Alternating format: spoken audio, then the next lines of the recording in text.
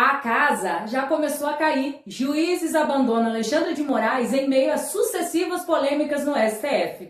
Isso mesmo, após controvérsias envolvendo Jair Bolsonaro, Lula e o 8 de janeiro, alguns magistrados decidiram pular fora do barco, dando as cordas para o todo-poderoso do Supremo. Parece que, enfim, a verdade começou a emergir no coração de Brasília. Há uma luz se acendendo no STF e com ela o isolamento de Moraes se torna evidente. Sim, ainda existem juízes honestos no judiciário. Que esses nomes venham à tona e que a integridade ganhe espaço. E não para por aí. Uma denúncia gravíssima aponta que a esposa de Alexandre de Moraes estaria envolvida com um escritório de advocacia que atua em causas bilionárias contra bancos. Uma situação de, no mínimo, escandalosa e, no plano ético, indefensável. Enquanto Moraes perde aliados, o silêncio sobre essas ligações suspeitas fala alto. Acompanhe agora essa investigação feita pelo time do Auriverde, que tem feito um trabalho de tirar o chapéu. Se você ainda não está inscrito no canal, está perdendo tempo, hein? Porque aqui a verdade aparece, doa quem doer. Então se inscreva agora, curta esse vídeo e também já deixe o seu comentário. Separei mais uma notícia envolvendo o Supremo Tribunal Federal de que entre janeiro e março deste ano, 2 juízes auxiliares e um juiz instrutor deixaram o gabinete do ministro Alexandre de Moraes, do STF, para retornar às suas atividades no Tribunal de Justiça do Estado de São Paulo. Essa informação é do UOL, dizendo também que entre janeiro e março deste ano, o Estadão ouviu alguns interlocutores de Moraes que afirmou que ele iniciou um processo seletivo para substituir esses magistrados. Procurado, o ministro não se manifestou sobre o motivo das trocas no gabinete. Dentre os magistrados dispensados está o desembargador Ayrton Vieira, que era o principal aliado de Moraes no exercício de juiz instrutor em processos criminais. Ele auxiliava Moraes desde maio de 2018, pouco mais de um ano após o ministro tomar posse no STF. Vieira esteve no centro do caso revelado pelo jornal Folha de São Paulo, que divulgou áudios em que ele e o ex-assessor do Tribunal Superior Eleitoral, Eduardo Tagliaferro, compartilhavam fora do rito legal informações para reunir as decisões de Moraes. A PF indiciou Tagliaferro na quarta-feira, ou seja, ontem, por violação de sigilo funcional com dano à administração pública. Os agentes federais concluíram, portanto, que o ex-assessor especial de enfrentamento à desinformação do TSE vazou intencionalmente as suas mensagens com Vieira. Além de Vieira, também deixaram a equipe de Moraes os juízes auxiliares Rogério Marrone de Castro Sampaio, que atuava no gabinete do ministro desde fevereiro de 2018, e André Solomon Tudisco, que exercia o cargo desde junho do ano passado. Os dois também estavam cedidos ao STF pelo Tribunal de Justiça de São Paulo. Pitoli. Cláudio, o que significa isso na prática? Na prática, politicamente, o pessoal está pulando fora do barco para tentar proteger o CPF contra a lei Magnitsky. Porque eles estão lá desde 2018 e alguns deles são amigos do ministro Alexandre de Moraes. Tem juiz que está lá, que é colega desde faculdade, de juventude. Então, são pessoas que o ministro Alexandre de Moraes confia da vida pregressa, antes de ele ser autoridade. Então, na prática, politicamente, estão tentando se proteger. Perceberam que o risco de que a corda estoura para o lado mais fraco, como acontece, por exemplo, com o juiz Ayrton Vieira, nós aqui começamos a falar o nome dele bastante antes, você lembra, Alexandre? Sim. Porque ele começou a mandar ofícios e assinar ofícios. E eu falava, gente, espera aí, se um juiz auxiliar, instrutor, está assinando no nome do ministro Alexandre de Moraes, mas está usando o nome dele, falando pelo gabinete, ele pode responder juridicamente por isso daí. Então, e é verdade. É totalmente verdade. Então, essas pessoas estão saindo. Sobre questão da resposta oficial de que ficar 2 anos lá é uma resolução interna do STF, a própria resolução traz que isso pode ser prorrogado mediante requisição, pedido formal e autorização formal.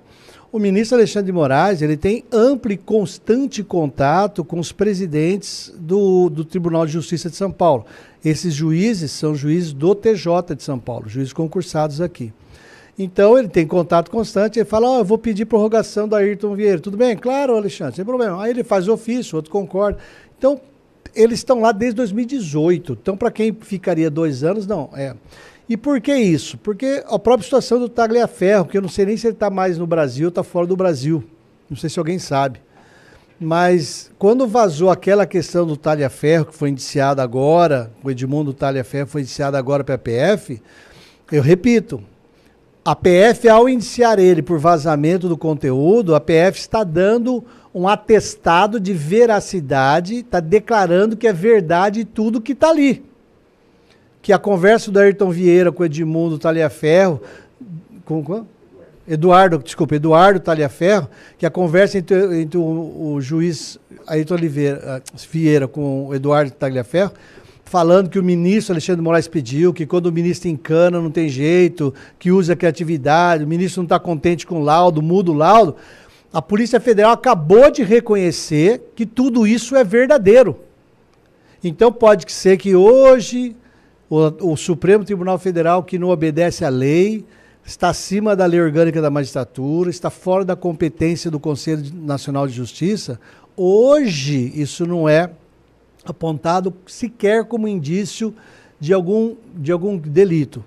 Mas se foi indiciado o Eduardo Tagliaferro por divulgar, a Polícia Federal pratica crime de prevaricação, se não abrir um procedimento contra o Eduardo Tagliaferro e o Ayrton Vieira pelo conteúdo daquelas conversas. Porque ou eles fazem aquilo por ordem do ministro Alexandre de Moraes, e aquilo tudo é verdade, e eles podem ser processados, ou eles fazem aquilo tudo à revelia, sem conhecimento do ministro Alexandre de Moraes, e aí eles têm que ser processados, condenados, destruídos, que nem acontece com um monte de gente. Então a Polícia Federal, na minha opinião jurídica, quando eles assumiram e indiciaram o Tagliaferro por vazamento de informação privilegiada e pública, de administração pública, eles estão assinando embaixo que os diálogos criminosos praticados ali, porque abuso de autoridade é crime, manipular o processo judicial é crime, adulterar provas judiciais é crime, perseguir pessoas é crime. Eles praticaram vários crimes ali. Se a Polícia Federal agora não abrir outro procedimento para isso, é prevaricação da Polícia Federal. E aí, hoje pode ser que eles estejam rindo, mas nós temos muitos anos de vida pela frente. O Alexandre de Moraes, por enquanto, tem 20 anos na STF, mas a história nunca deixa de ir atrás de quem pratica tais crimes tão sérios contra o governo e o Estado de um país. Borgo, Ayrton Vieira, eu vou usar aqui entre aspas, né, para não ter problema, pode cair atirando?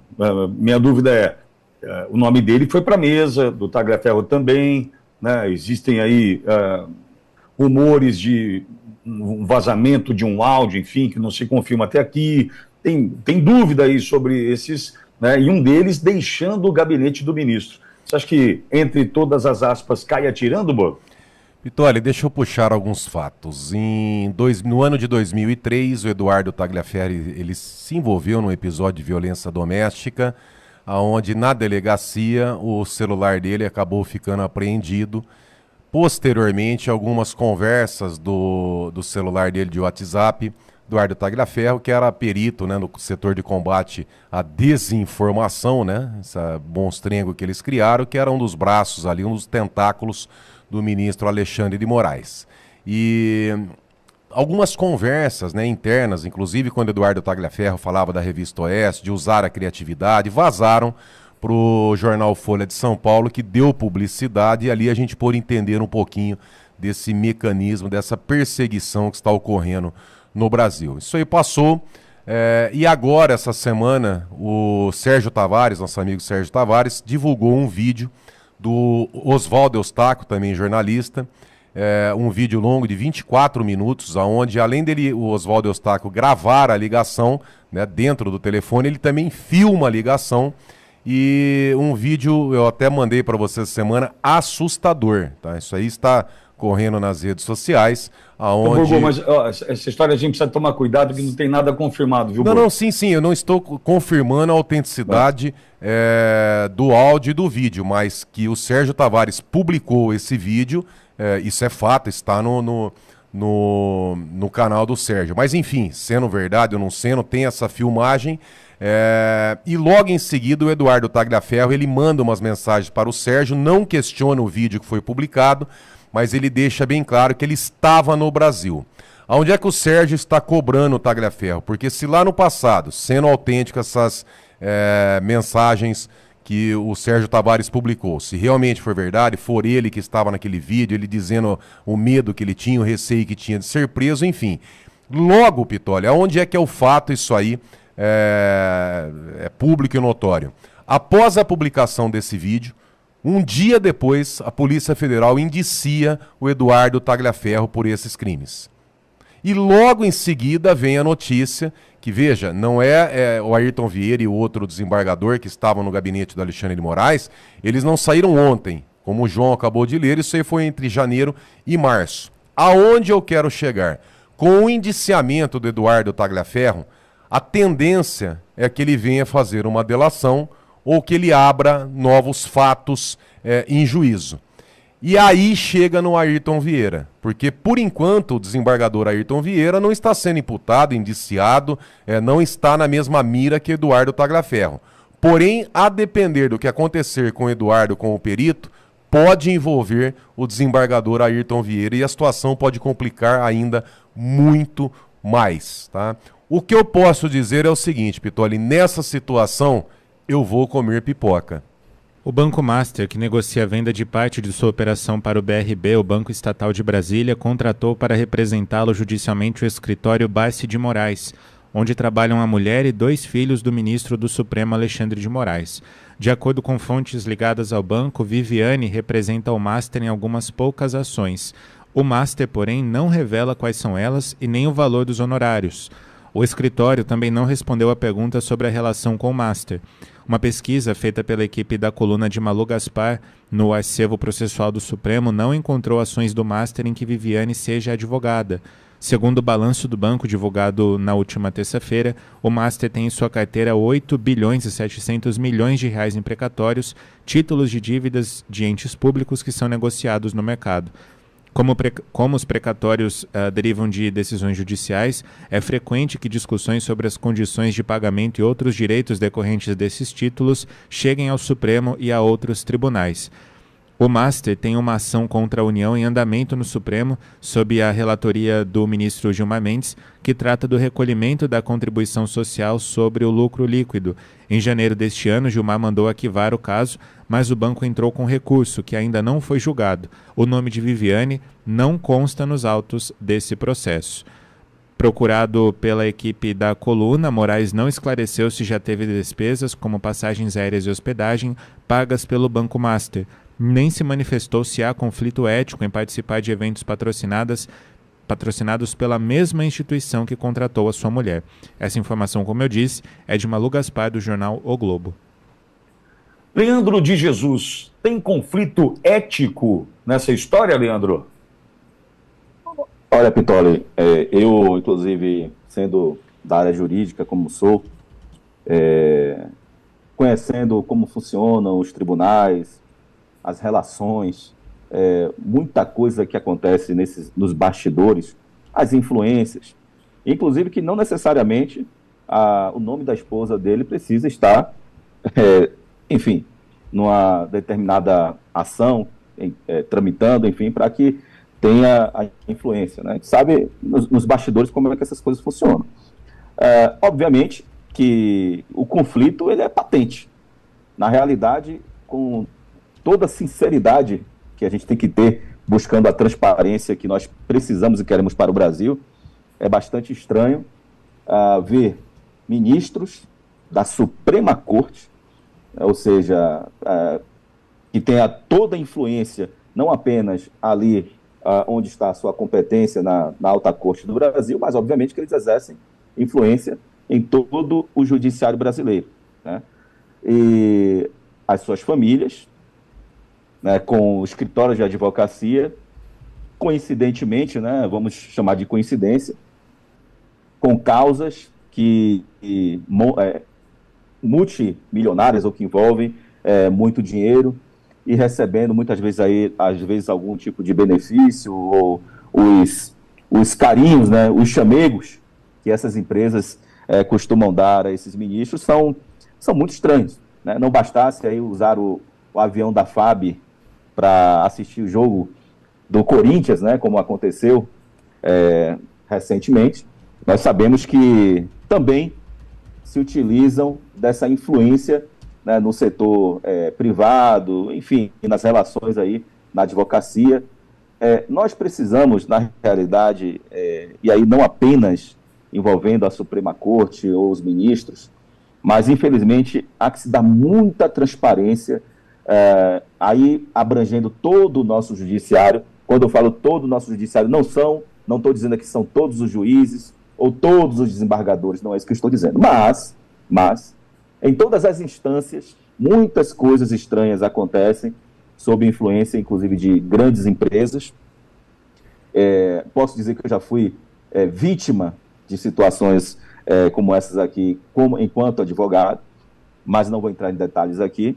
Então, obviamente que é muito estranho e eu acho que se esses ministros hoje da Suprema Corte, aí falando do Alexandre de Moraes, quisesse passar o mínimo de transparência, de segurança para o povo brasileiro, estando ali na cadeira que ele está, deveria se evitar, sim, esse tipo de relação, porque o conflito, ele é claro, ele é óbvio, e fica aí patente, né, as possibilidades, né, vamos falar assim, de favorecimentos que nós sabemos que não deve acontecer. Cláudio, e aí? Pode ou não pode, Cláudio? Alexandre Pitoli, quando se pergunta algo se pode ou não pode em relação a questões jurídicas no Brasil, você tem que separar em dois grupos. Pode ou não pode para juízes, desembargadores e ministros do STJ, os quais se subordinam à lei orgânica da magistratura, os quais se subordinam ao Conselho Nacional de Justiça. E tem a outra parte, esses daí são 15, 20 mil pessoas, esse grupo primeiro que eu estou falando. No segundo grupo, do pode ou não pode, nós temos ministros do STF. Quando houve a reforma, a lei complementar, que alterou, fez a reforma judiciária há 20 anos atrás, quase, o STF foi, de propósito, separado do Poder Judiciário. Ele está acima e fora da competência do Conselho Nacional de Justiça, ele está acima e fora da lei orgânica da magistratura. O STF virou uma aberração no Brasil, que a gente sempre relembra. Somente uma pessoa no país pode botar o dedo na ferida do STF, por enquanto, que é o presidente do Senado. Nós ficamos anos comentando sobre a omissão, na minha leitura, prática de prevaricação, que é deixar de fazer algo que é competência do servidor público, do agente político, por interesse próprio, do Rodrigo Pacheco, engavetando tudo quanto era pedido de impeachment. Eu acho, na minha humilde opinião, que após o Barroso ser presidente, e ele disse que ele vai aposentar após ser presidente do STF, vai sobrar uma vaga no STF, que eu acredito, na minha humilde opinião, que vão colocar o Rodrigo Pacheco ali para pagar o que ele fez para defender o STF. Como deram para o Flávio Dino, para pagar o que ele fez para proteger o governo Lula e o 8 de janeiro. Como deram para o Zanin para pagar o que ele fez como advogado de defesa do presidente Lula. Como deram para os outros. Ministro do STF, brasileiros, não é juiz, não obedece à lei orgânica da magistratura, não obedece ao Conselho Nacional de Justiça. Então, Alexandre Pitoli, mesmo sendo uma situação que qualquer um normal fala que é uma cara de pau violenta, o próprio STF fez uma decisão em dezembro de 2023, se não me engano, ou 22, dizendo que não é proibido que um escritório de advocacia que tenha dentro do escritório como sócio o cônjuge, esposa ou filho de ministro do STF, não é proibido que esse escritório atue dentro do STF. Porque eles falaram, de repente, a esposa do Gilmar Mendes, que está no escritório de advocacia importante lá no Rio de Janeiro, ela está atuando em direito de família. E o processo que está entrando na STF está falando sobre direito tributário. Então, tipo assim, ela não sabe do assunto. O STF ainda fez uma decisão livrando a cara deles.